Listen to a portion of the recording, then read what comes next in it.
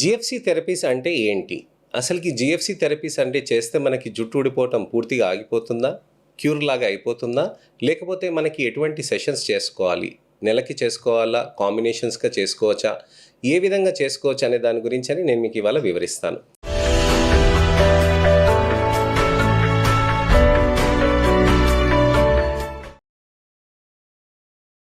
నేను మీ doctor Raj Kiret, Celestee skin laser and hair clinic, Jubilee Hills, LB Nagar, Kokapet మరియు సన్ సిటీలో chief and founder dermatologist and hair transplant సర్జన్‌గా ప్రాక్టీస్ చేస్తున్నానండి. జుట్టు ఊడిపోతున్నప్పుడు చాలామంది జీఎఫ్సీ థెరపీస్ అనేటివి చేసుకోవచ్చని ఆలోచిస్తూ ఉంటారు. అసలు ఏంటి జీఎఫ్సీ థెరపీస్ అని సలహాలు కూడా చెప్పినప్పుడు చాలామంది ఆలోచిస్తూ ఉంటారు. జీఎఫ్సీ థెరపీస్ అని అంటే గ్రోత్ ఫ్యాక్టర్ కాన్సంట్రేట్ అనమాట. ఈ గ్రోత్ ఫ్యాక్టర్ కాన్సంట్రేట్ అనేది మనకి జుట్టుకి చేయటంతోటి, మాడికి చేయటంతోటి మంచి రిజల్ట్స్ అనేటివి వస్తాయి.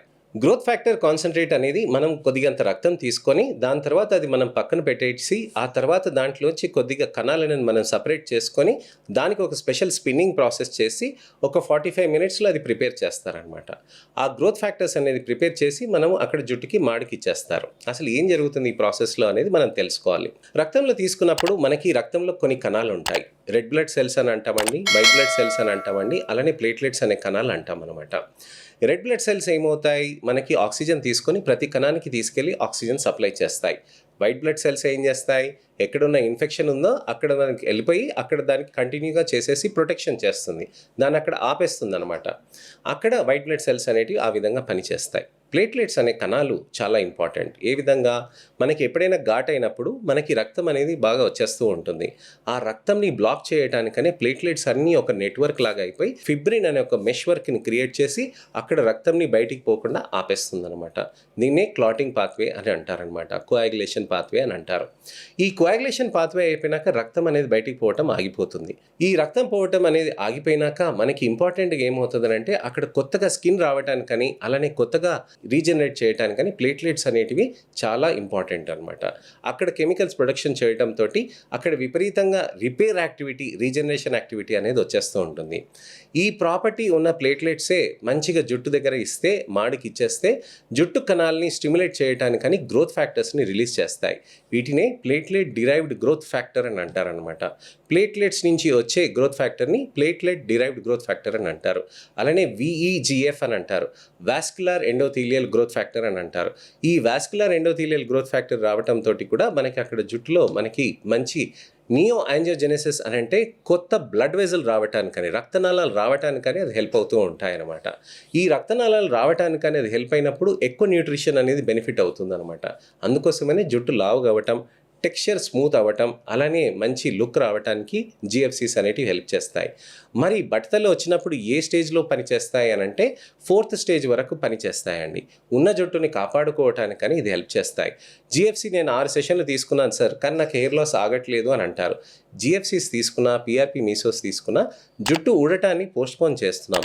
మనం దాన్ని ఇంకా కంటిన్యూస్గా మెయింటైన్ చేసుకుంటే మనకి బెటర్ రిజల్ట్స్ అనేటివి ఉంటాయి.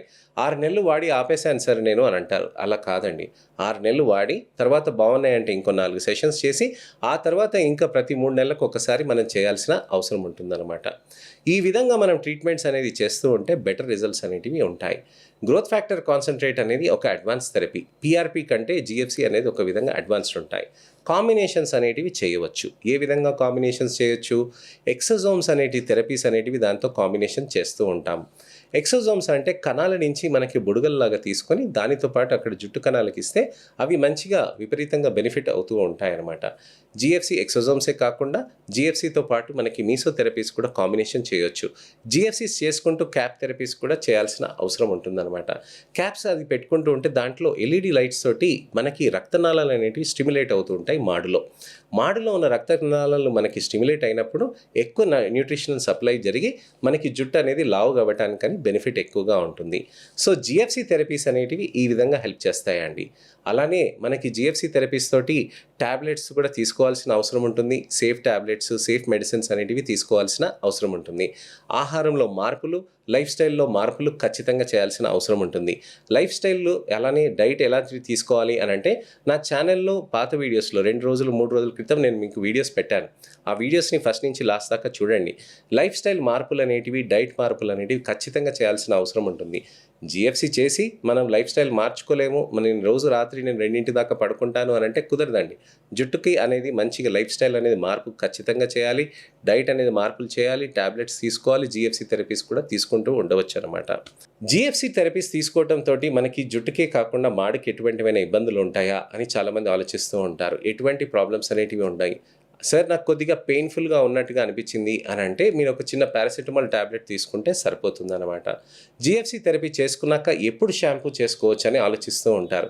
జీఎఫ్సీ థెరపీ చేసినాక 4 గంటల తర్వాత మీరు ఎప్పుడైనా షాంపూ చేసుకోవచ్చు. జీఎఫ్సీ థెరపీ చేసినాక నేను మందులు ఎప్పుడు పెట్టవచ్చు అని అడుగుతూ ఉంటారు. మందులు అనేటివి ఒక రోజు తర్వాత మీరు పెట్టుకోవచ్చండి.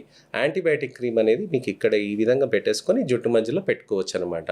తలస్నానం చేసుకున్నాక కూడా యాంటీబయాటిక్ క్రీమ్ పెట్టాలనంటే యాంటీబయాటిక్ క్రీమ్ పెట్టవచ్చు. హెడేక్ ఏమైనా వస్తుందా జీఎఫ్సీ థెరపీ తోటి? మైగ్రేన్ ఏమైనా పెరుగుతుందా అని చాలామంది ఆలోచిస్తూ ఉంటారు. మైగ్రేన్ అనేది కానీ ఎటువంటి ప్రాబ్లమ్స్ అనేటివి జీఎఫ్సీస్ అనేటివి, పిఆర్పీస్ అనేటివి కావండి. స్కాల్ప్ థెరపీస్ అనేటివి చాలా బెనిఫిషియల్గా ఉంటాయండి. సో ఇదండి విషయం జీఎఫ్సీ గురించి అని. మీకు ఇంకేమైనా సందేహాలు కానీ, అపోహలు కానీ, ప్రశ్నలు ఉంటే కనుక తప్పకుండా మీరు కామెంట్ సెక్షన్లో పెడితే దానికి తగ్గట్టుగా నేను మీకు వీడియో రిప్లై కానీ, టెక్స్ట్ రిప్లై కానీ చేస్తాను. నెక్స్ట్ ఇన్ఫర్మేషనల్ అవేర్నెస్ వీడియోతోటి మళ్ళీ నేను మీ ముందుకు వస్తాను. నేను మీ doctor Raj Kiret, Celestee skin laser and hair clinic, Jubilee Hills, LB Nagar, Kokapet మరియు సన్ సిటీలో chief and founder, senior dermatologist and hair transplant సర్జన్గా ప్రాక్టీస్ చేస్తున్నానండి. నెక్స్ట్ వీడియోలో మళ్ళీ కలుస్తాను. నమస్తే.